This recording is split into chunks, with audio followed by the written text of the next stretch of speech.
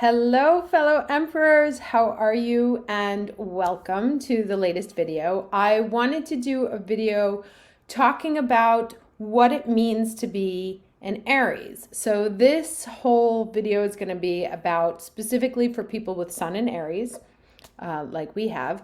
And I'll talk about what that energy means, how it's modified, and how it can show up in our lives. So let me go ahead and just add, no, that's the wrong one. There, now you can actually see that one. So what does it mean to be an Aries? First of all, it is a fire sign, as we know, and it's a cardinal fire. It is the first sign of the zodiac. It's the fire starter, the initiator, the big bang. Nothing happens without an Aries somewhere nearby. So we're usually the ones that are suggesting what to do. And we'll try everything at least once, right? More or less. We have a tendency to act first and think later. And that's also because we're not really particularly worried about what other people think of us. We're more concerned about our own perception of ourselves. We have sharp, fast tongues, and we can often regret what we said later. You know, sometimes like we can reflect on things that we said in the moment and they just kind of slipped out by accident. And, you know, sometimes we're a little like, I said what I said, but other times we're like, oh, I really genuinely hope that that didn't offend that person, because we actually don't ever really mean to be mean unless we mean to be mean. And then we're like, you know, if it was just like a friendly conversation and something slipped out and then we find out that that person was offended, we can actually like be bothered by that. However, that said, it's unlikely that we'll apologize. But we do try and make it up in other ways. Like maybe we'll be nicer to that person, or maybe we'll try and like help them out on something. We have a very hard time admitting faults. We do love to be right. I know my personal favorite sentence is, I was right and I told you so, which unfortunately or fortunately I get to say frequently. We love to be recognized for what we're good at. And we like to be first. Now, one of the things I found about liking to be first is that we don't necessarily have to be number one. Like we're conscious of other people that are better at things, but we don't like to have anyone in front of us. So I'll give you a very banal example. I go for like a speed walk every morning. Of course, it's a speed walk. And sometimes there's people who like walk at the same pace and they're in front of me, and that drives me nuts. And I don't care. Like if they were to run and pass me, that wouldn't bother me, but I can't have constantly someone in front of me. And so I have to do something like I'll pick up the pace or whatever, or I'll even fall behind. As long as there's no one blocking my view or, as far as I'm concerned, being an obstacle to me being the only thing I can see there. So we don't usually play games that we know we can't win. We're very good at assessing situation. We're very good at assessing dynamics. What's going to happen, patterns, like, well, wait a second, if I do that, then this is going to happen. And so we tend to not play losing games. Some people will be like, yeah, just try. And you're like, no, because like maybe I'll look bad doing that. It depends again on where you have the house. And we'll talk about that in a second, how that gets modified. But we tend to only play games where we know, or do things where we know we can be successful. We always have an eye pointed towards the future as the first sign, as the initiator. Again, with that having nothing in front of us, we're the person who sees the iceberg coming before anyone else. And we will boldly go where no other person will. A little bit because of curiosity, a little bit because we act first and think later, but we want to discover what else is out there. We want forward movement. So we're constantly pushing things forward, constantly exploring what else can we do, what else can we see, what else is there to know, et cetera, et cetera. We love to champion underdogs. And I think this is one of the aspects of being an Aries that is least understood, because they tend to think that we're incredibly egotistical. And the truth is that Aries is the one, right? So we can either be all about ourselves or all about the other person, right? So in a relationship, it can be challenging for us to have equal time. We're either like concerned about how we're feeling or we're concerned about how the other person is feeling. But we do love to be a champion for others, especially those that are not as strong or not as empowered as we can be. And we will fight, because we love to fight, it's aggression. We will fight for people who are in any kind of situation of injustice. We can be loud, brash, and direct. We're definitely bold. And we are fantastic initiators. However, one of the challenges we're like, especially in a startup, Aries love to be in startup companies. Aries are not great at managing things over time. Again, this will depend on where you have your Mars, and we'll talk about that in a second as well. But we usually are great for like that initial push, like the person you need to knock the wall down or to break the barrier or to break that glass ceiling.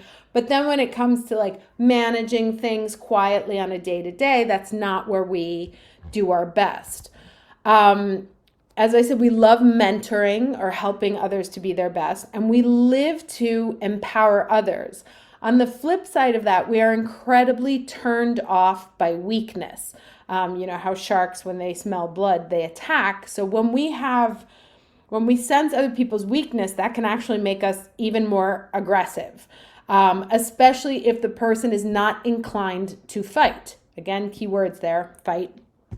So if a person is like weak and giving up, that's a huge turnoff to an Aries. It's like, come on, man, like pull yourself together and like fight for what you want, or fight for what you think is right, or fight for, you know, we just want everybody to have that same sort of energy. And we don't understand why other people don't do these things. It's like, well, here's the obvious fix. Why wouldn't you do that? Why wouldn't you fight for yourself? Why wouldn't you say what you need to say? But that's very much an Aries thing. We're incredibly impulsive. It's like, okay, well, let's just do it. You know, as part of that act first, think later is, well, let's just see what happens, because you never know. Especially because usually we've already done the legwork to figure out if it's going to be a failure or not. But when we can't determine whether something's going to be a failure, we'd rather try than not. We are very competitive.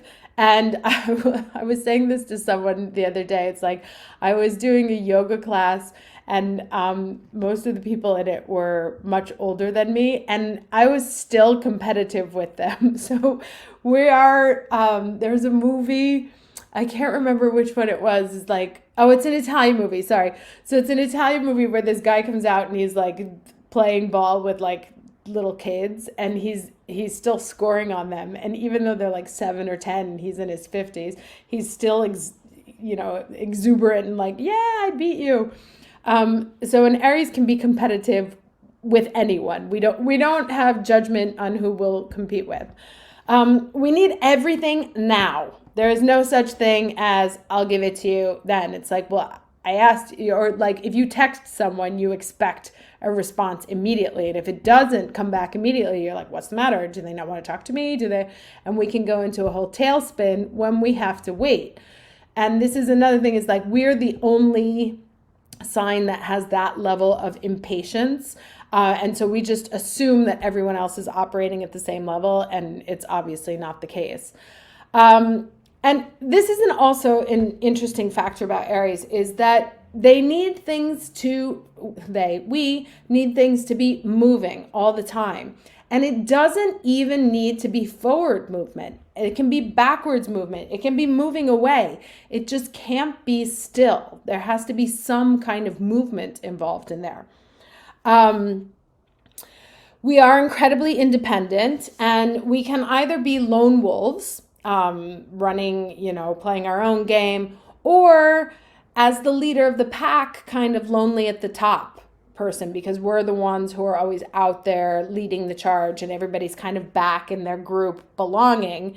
And so sometimes it can be lonely to be an Aries because nobody's moving as fast as we are. Nobody's as curious or as courageous or as bold or wants things to develop. Everyone else is kind of like fine where things are. And so this can make us feel lonely at times, especially if we don't learn how to adapt to other people's timelines and needs. We are always willing to lend a hand. Like one of the sexiest things for an Aries is that you ask them for help. And they're the person that, like, if you need them to get out of bed at 3:00 in the morning and come and pick you up, like, we'll do it. On the flip side, we rarely ask for help because we're like, no, I can do this by myself. I got this. It's a sign of our strength. And we consider asking for help to be kind of weakness, which we don't love. And it can be isolating because everyone thinks we're so strong and that we've got everything under wrap, which we like to think of ourselves as that way too, that actually in the moments when we do need help, and perhaps we've even like asked for it, sometimes it doesn't come because people are like, oh, they've got this, you know, they don't expect that from us, so they don't think it's that serious. Or like maybe they offer our help and we ultimately don't take it because we figure out how to do it on our own anyway. And so people tend to be a little bit hesitant, or not hesitant, they just don't think we need it. And so it's not really a priority for them to help us. Now, there are 3 ways your Aries energy can be modified. The first is depending on the house that it shows up in. A 12th house Aries sun is very comfortable behind the scenes. I have a 12th house Aries sun and an Aries ascendant and an Aries moon and an Aries Chiron. And so whereas my ascendant looks to other people that don't know me very well as someone who needs to be in the spotlight, who needs to be, sort of the center of attention. Actually, my 12th house sun is much happier working behind the scenes. In fact, I very rarely appear on camera. It makes me crazy to appear on camera. I work in production, so I could never be like the person in front of the camera. I'm behind the camera. So it's where it is, like where your Aries lands or your Aries sun lands in your chart and in the houses will sort of modify how that plays out. The other thing that changes and shapes how your Aries sun behaves is where Mars is. So someone with an Aries Mars, which will be like a thoroughbred of Aries, is going to be incredibly different than a Pisces Mars, which will be very soft, and you may actually not even recognize them as an Aries because they're so muted. And then planetary aspects. So let's say if you have Aries sun conjunct Saturn, that's going to be like a suppression on that energy, as opposed to, say, a Jupiter conjunct an Aries sun, which will actually make you even more Aries than an Aries standalone. And so looking very quickly, and I apologize for how small these are, I'm also going to have to like lean in and read them. Or actually, I'll just read them off this chart. So these are the 12 houses, right? And when your Aries sun is in this house, what you do is you bring that vital energy, that Aries energy, into this sort of theme. So if your Aries sun is in the first house, or even Mars in it as well, because that can adjust it.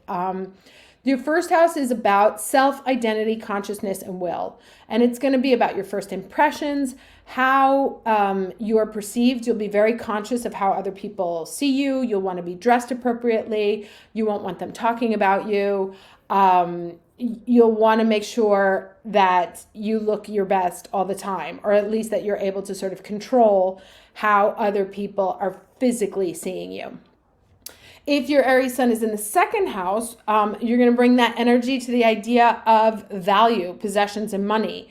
So things that are tactile, taste, smell, sound, contact, sights, money, and value. So you'll do very well around money or in nature or building things. And we'll talk about like the archetypes here in a second also. If your sun is in the third house, then it's going to be more about communication and your immediate community, correspondence, talking, analysis, methods of communication, technology, gadgets, local neighborhoods, nearby travel, early education, schools, educators, and communication issues. If you have your Aries sun in the fourth house, you're going to be mostly focused on the home, family, parents, your origins, things like home, safety, your essential security, your parents, your siblings, your mothering capacities, how you nurture and how you care. If your sun is in the fifth house, you will be illuminating and focusing on fun, pleasure, children, entertainment. And it will be mostly about self-expression or creativity, imagination, entertainment, being a star, being a performer, hobbies, fun, play, and love affairs. The sixth house is more about health, service, work, and habits. And that's really more like our day-to-day life. So that's where your attention will be focused. Health, the kind of work you do out of necessity, plans, habits, schedules, health, eating routines, exercise routines, and being of service to other people.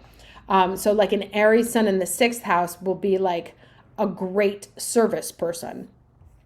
So the seventh house is partners, marriage, and one-to-one relationships. And so you'll be bringing that Aries energy to partnerships, both business and personal, and any of the issues that surround them, including contracts, marriage, business deals. Seventh house is also known enemies. So you may be active in either making them or dealing with known enemies.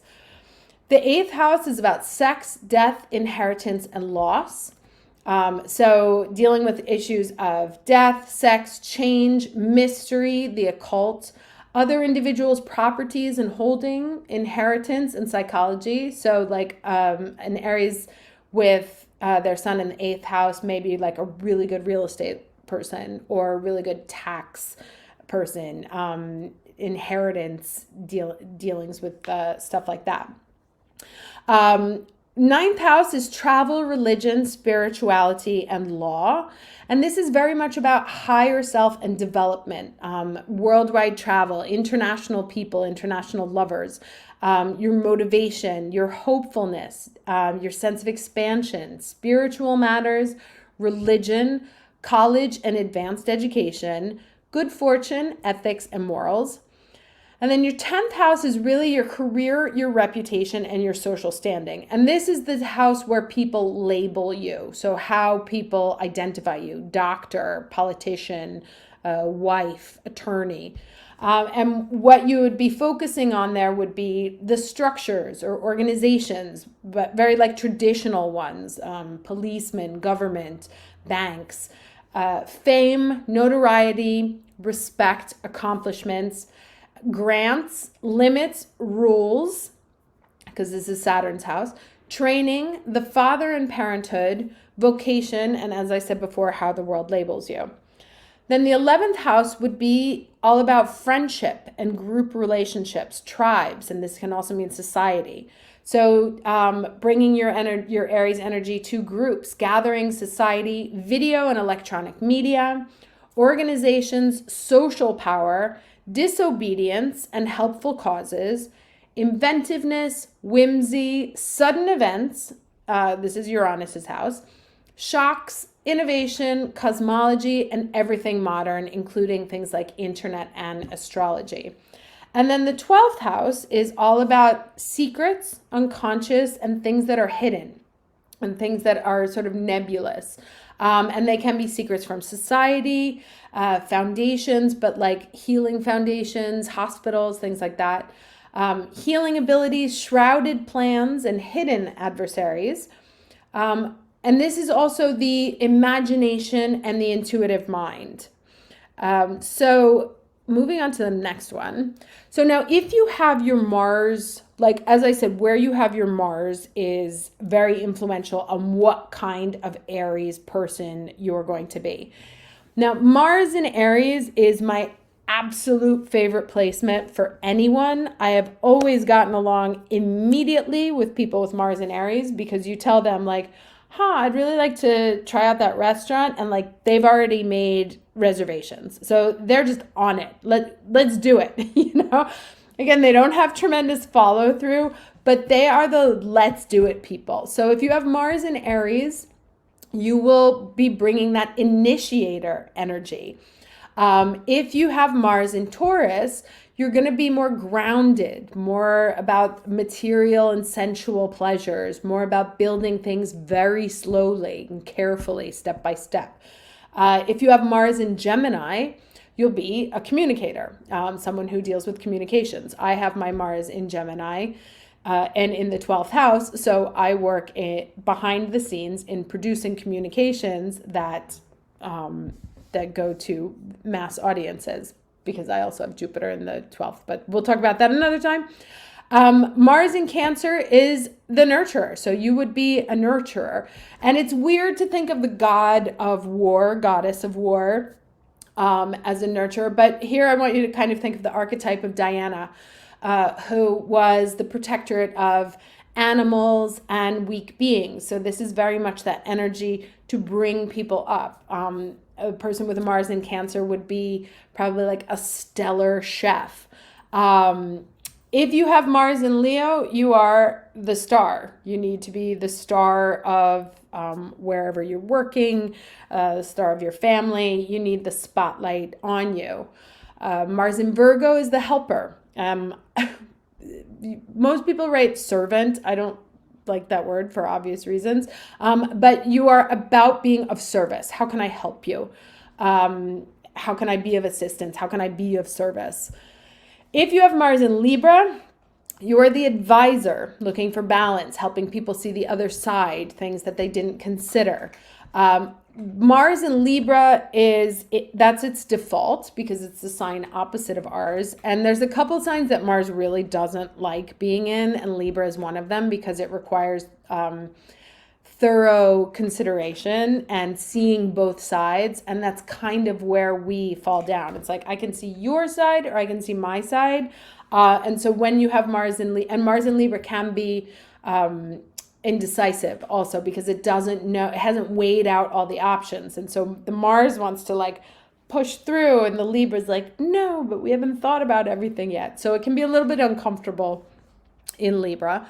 Mars in Scorpio. So Mars was once the antique ruler of Scorpio before Pluto. So this is its kind of second. Aries and Scorpios tend to get along really well.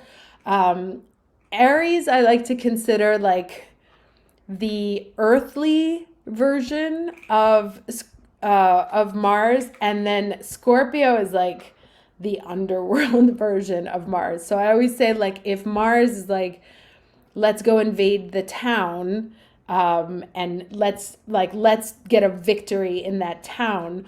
A Scorpio is like, okay, but then let's salt the earth and make sure their generations know forever and ever that we were here. So the Mars in Scorpio is mostly the investigator, because it wants to know what's underneath. It wants to get behind the facade. It wants to dig deep. Mars in Sagittarius is the philosopher, the thinker. It wants to find the truth, and it's in an active pleasure pursuit of finding the truth as well. It makes it a joy out of not necessarily having to partake in daily routines, but in allowing itself the luxury of reflecting on the universe and how things work. Mars in Capricorn. Now, Mars loves to be in Capricorn, actually, because it gets to do. It's, we are the ram, they are the goats. The difference between an Aries and a Capricorn is that, in my experience, is that Capricorn has one objective and will kind of spend its life to achieve that, and it always gets there, but slowly, not on the same timeline. Aries is more concerned with the timeline, and so we'll have 15 objectives, and we'll get close, maybe not reach the the top all the time, but it'll get there and then go do another thing, get there and go do another thing. Whereas Mars in Capricorn is like, no, that's my one thing. I want to get to the top, a singular. I will be the master of that. And it will take me my entire life to master that. But then when I get there, I will be the ultimate ruler. And that's sort of that Mars in Capricorn energy. Mars in Aquarius is the anarchist, and is the anarchist in what's good for the people, what's good for everyone. It's not about the individual. And so this is also, this is like the Che Guevara's, right? What can I do to save the people? What can I do to break the rules for the people? And then finally, we have Mars in Pisces, which is very much the healer, or the escaper. It can go in either way. So Mars in Pisces obviously has that Piscean energy. And so it can disappear, right? Pisces wants peace and love. Aries wants to fight. So it's a very, very uncomfortable energy for Mars to have Pisces, for Mars to be in Pisces. What they have that's fantastic is an internal knowing. I actually know a lot of people who are excellent in business with Mars and Pisces because they just have an intuitive knowing of what they're supposed to be doing, what the next step should be. They don't know why they know, and they don't actually like if you're like, okay, what's the next step? They couldn't tell you, but they'll float there and they'll get there intuitively, step by step, but they're not very good at articulating or making conscious, because that's the first house, what the right path to success is. And then finally, this is getting a little long, so I don't want to bore you. If your sun and or Mars is modified by another planet, that can change it. So if you have sun modified by the moon, now I wrote more here because I was really thinking about the conjunctions. It will differ between an opposition and a square. The square is a choice point, so it's like you'll either have to choose between emotions and your sun vitality. Mercury squares would be communications or your vitality. The oppositions would be kind of like a tug of war, where trying to find a balance between the two energies. So if it's modified by the moon, there will be more attention to emotions. And Mars or an Aries sun conjunct moon can have really quick emotions, really flary emotions.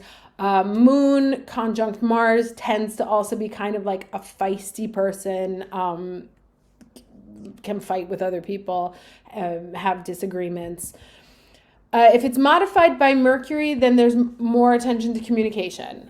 Can be more communicative, someone who talks a lot, or someone who has to find the balance between doing first and communicating.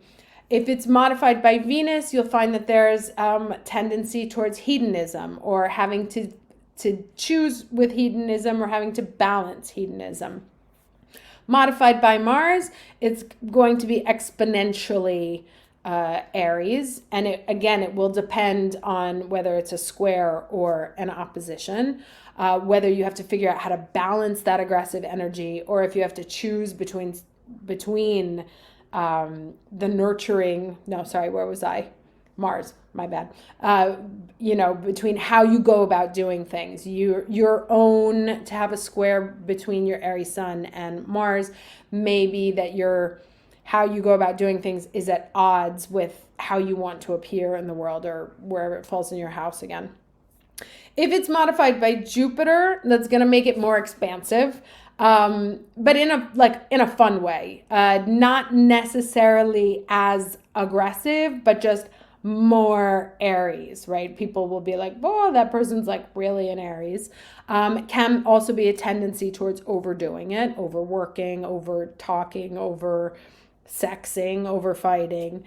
If it's modified by Saturn, there will be some suppression there. So this is a sun that has an actually hard time to express itself because it's got the god of rules sitting on its shoulder. So it's not as impetuous. It struggles to to be as direct and forward movement as it would like to, because it's kind of got like a ball and chain on it. If it's modified by Uranus, it'll be more rebellious.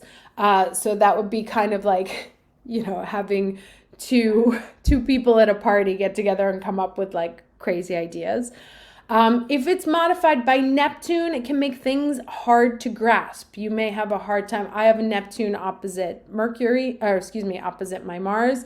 I think I said this in another video. For me, it is very hard to clearly see the attractions in my life, things that I'm attracted to. So I have to ask other people, like, am I seeing this the right way? If it's modified by Pluto, that will make it more intense and more controlling. My sun is opposite Pluto. I do have power dynamic issues. I like to be in control of the situation, and learning to let go and let God is a bit of a challenge. And then finally, and I added this one because I've recently come across a lot of people. I have this, but I've also met a lot of people who have had it recently. If your Aries sun or your Mars is modified by Chiron, that means there's going to be a wound there. So it's like your energy wants to express itself in a pure manner, but it's like you've got like a thorn in your side, or a broken heel, or you're limping. So it's not able to function as fully as it would, because there's some kind of wound of which it can't heal. However, that wounding provides it the guidance to help others. So that, like, if you have Chiron touching either your Mars or your Sun, part of your destiny here is to help others heal from that which you cannot heal from. Okay, so that was half an hour, a little longer than I hoped for. Hope this was helpful and interesting, and I will see you at the next video. Take care.